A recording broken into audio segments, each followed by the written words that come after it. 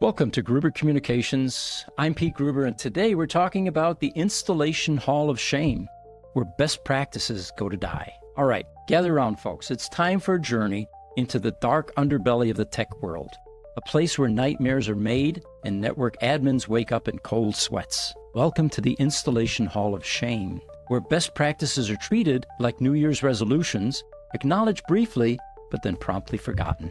Let's start our tour with a crown jewel of this hall of horrors, the cable jungle. Picture, if you will, a server room that looks like it was hit by a Category 5 hurricane of pure chaos. Cables twist and turn like vines in an Amazon rainforest, creating a labyrinth so complex it would make Daedalus weep. Need to trace a connection? Good luck. You'll have better odds finding a needle in a haystack, blindfolded, underwater, while being chased by sharks. But wait, there's more. Let's mosey on over to the labeling lottery. It's a fun game where you guess what each port does, because apparently using a label maker is way too much to ask. Is this internet or fiber? Is it connected to the CEO's office or the janitor's closet? Who knows?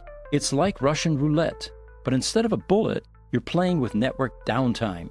Exciting, isn't it? Now feast your eyes on the next exhibit, the Shortcut Showcase. Here we celebrate the brave souls who laugh in the face of proper procedures. Why bother with correct terminations when you can just twist those wires together and slap on some electrical tape? Fire safety regulations? Watch in awe as these daredevils run cables through HVAC ducts, because why not add a little spice to your building's fire hazard situation?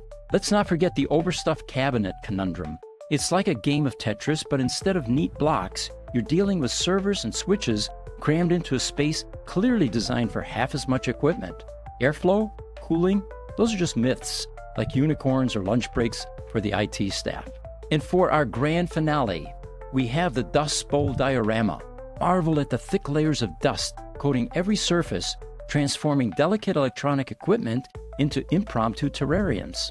It's not just a server room, it's an ecosystem. Who needs regular cleaning when you can grow your own dust bunnies? They make great pets, and they only occasionally cause catastrophic overheating. The result of this carnival of catastrophe? Networks that perform like a three-legged horse in a Kentucky Derby.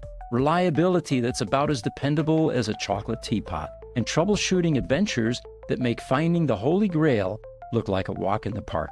But why, you ask, do these installation atrocities occur? Oh, buckle up, because this is where it gets really fun. First, we have the not my job syndrome.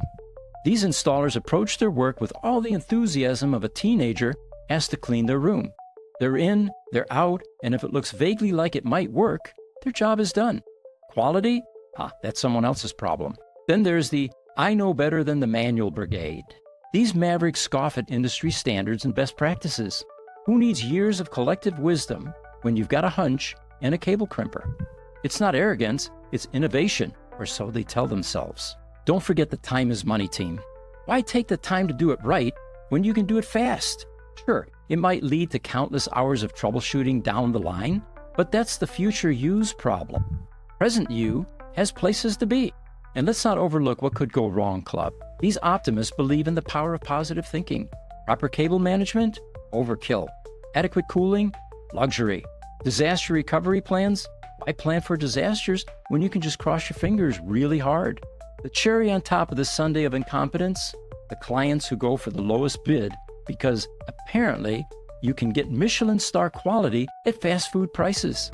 It's a match made in heaven, if heaven were a place where networks go to die.